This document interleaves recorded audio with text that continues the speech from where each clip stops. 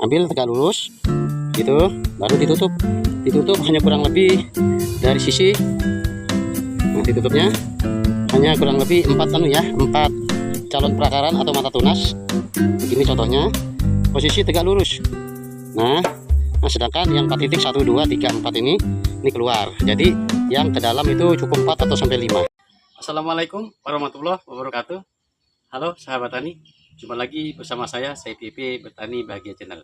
Bagaimana kabarnya sahabat? Semoga sahabat semua sehat selalu, sukses selalu, dan bahagia selalu ya. Amin ya robbal alamin. Oke sahabat, saya di sini akan menjawab pertanyaan dari salah satu sahabat yang menanyakan bagaimana sih caranya agar kita menanam singkong itu umbinya menjadi banyak dan lebat.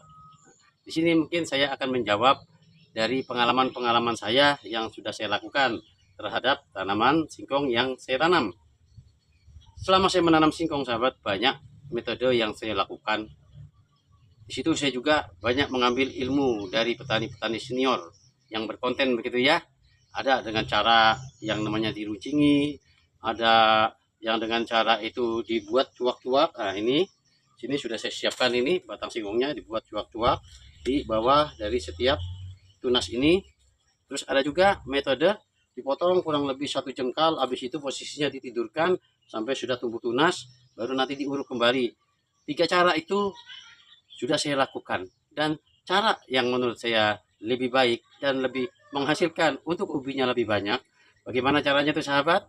Ayo ikuti saya. Tapi berkenan mohon sahabat dibantu like, komen, dan subscribe ya di bawah ini. Terima kasih untuk sahabat yang berkenan untuk subscribe. Semoga sahabat semua makin sukses dan bahagia selalu. Oke, kita langsung saja. Di sini di hadapan saya ini sudah ada 2 batang singkong ini. Ini batang singkongnya sudah sangat tua karena waktunya sudah dipanen. Baru saja saya memanen itu umbinya. Alhamdulillah buahnya lumayan lebat sahabat.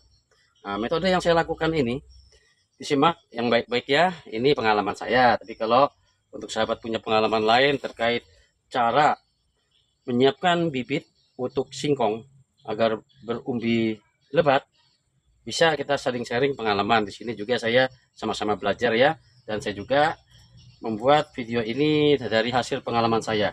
Jadi upayakan yang pertama, kita pilih bibit singkong ini yang sudah sangat tua dan batangnya besar.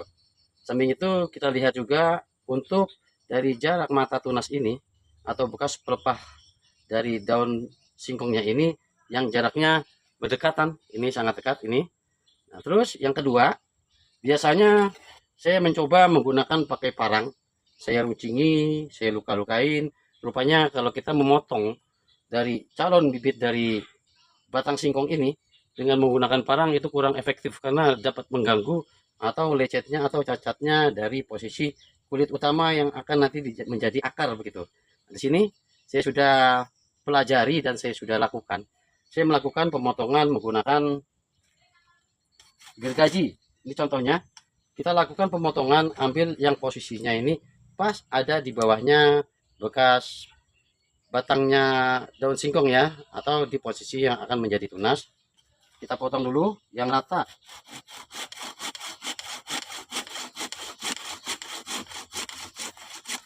Oke, nah setelah itu kita ambil perkiraan 8 dari calon mata tunas.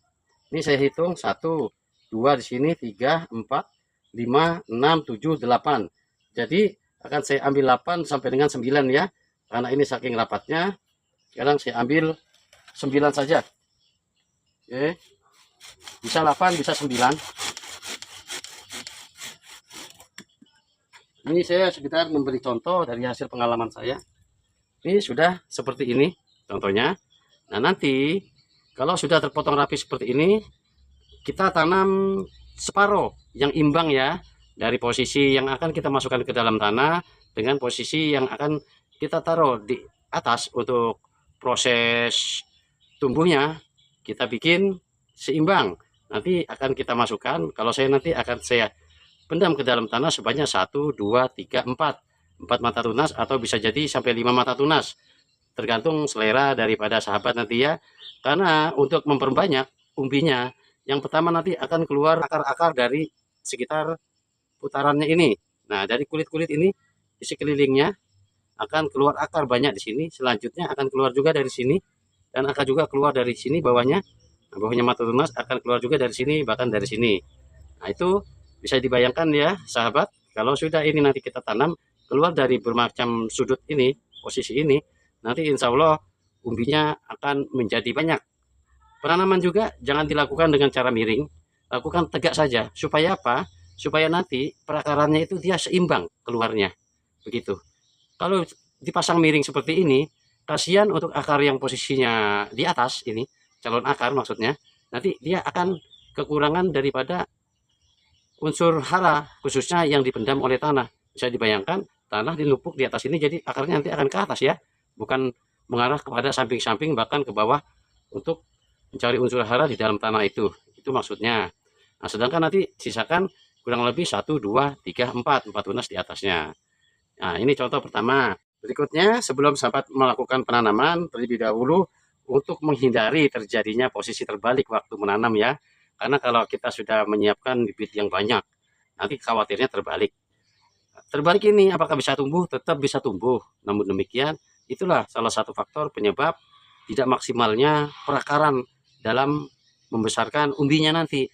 Begitu. Jadi harus diposisikan tunas di atas seperti ini. Nah, sedangkan begini posisinya. Nah, untuk mengingat itu, sedikit kita lukain. Bisa kita lukain dengan cara gores atau apa. Pokoknya yang penting intinya bisa mengingat saja ya. Ini saya cukup lukai sedikit. Nah, cukup begini untuk menandai saja. Oke. Pemotongan menggunakan gergaji sudah saya lakukan. Dan di sini akan saya beri contohnya nih. Lihat. Nah, di sini untuk pemotongan diupayakan dari setiap pemotongan kita harus mepet paling tidak pada tunas utama ini. Nah, di sini seperti ini contohnya ya. Maksudnya di bawah calon tunas kita potongnya potong rata. Begitu juga ini semuanya. Bisa dilihat ya. Nah, potong rata. Semakin batangnya besar yang kita ambil untuk dijadikan bibit akan semakin baik.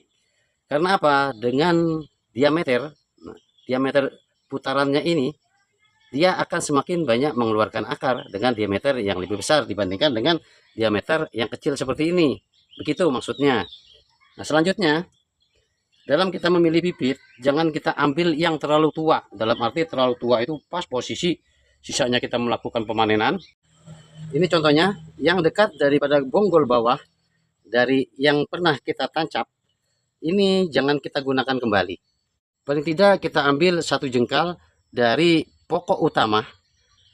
Selebihnya nah seperti contoh ini. Nah, ini bisa kita manfaatkan. Nah, bahkan kalau yang batang besar begini, baik ini nanti untuk dijadikan bibit begitu. Nah, selanjutnya, dan untuk yang bagian batang mudanya, bagian paling atas itu juga jangan digunakan menjadi bibit ya sahabat. Karena apa? Pengalaman saya kalau batang mudanya itu yang paling atas, maksudnya yang ujungnya lah ya, itu kita jadikan bibit, dia akan rawan terjadinya mati. Dan meskipun hidup nanti untuk perakarannya tidak akan maksimal. Itu pengalaman saya. Jadi intinya kita ambil tengah-tengahnya antara posisi, nah ini contohnya seperti ini, kita ambil kurang lebih 1-2 jengkal. Nah, baru nanti ke atasnya kurang lebih 1 meter, kalau memang itu batangnya panjang ya, 1 meter atau beberapa potongan yang kita ambil. Bagian ujungnya, bagian mudanya jangan kita ambil. Nah, itu. Setelah ini, saya akan lanjutkan melakukan penanamannya di lahan. Jangan kemana-mana ya sahabat ya, tetap ikuti. Sekarang saya sudah berada di lokasi tanam singkong ini. Ini kalau untuk idealnya kita menanam singkong, yang harus kita perhatikan juga kita harus gemburkan dari sisi tanahnya. Kita buat bedengan, kurang lebih lebar bedengan itu 80 cm, ketinggiannya 40 cm. Sini juga sebelum saya lakukan penanaman singkongnya ini, saya buat cuak-cuak agar supaya apa? Supaya dalam proses penanaman nanti tidak akan membuat dari bibit ini apabila ditancap langsung, contoh ditancap begini, tidak akan membuat kulitnya menjadi rusak. Oke, sekarang lanjut untuk melakukan penanamannya. Ini seperti contoh yang saya bilang, ini diberi tanda tujuannya supaya tidak terbalik waktu menanam. Ini ambil tegak lurus, gitu, baru ditutup.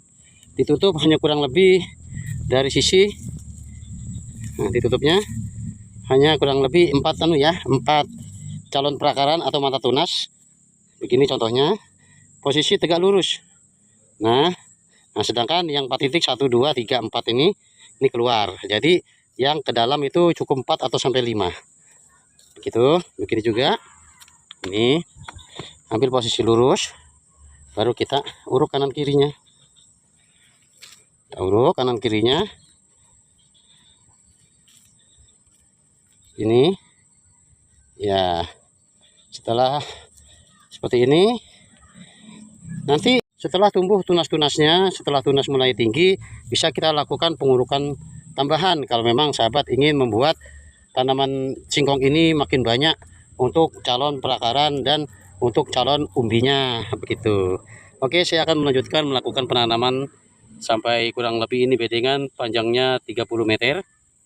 Terima kasih sahabat sudah berkenan nyimak video ini ya, terkait bagaimana caranya agar ubi jalar nanti berumbi besar dan lebat. Semoga tutorial ini bermanfaat. Berkenan sekali lagi mohon kiranya bantuannya di like, komen, dan subscribe. Assalamualaikum warahmatullahi wabarakatuh.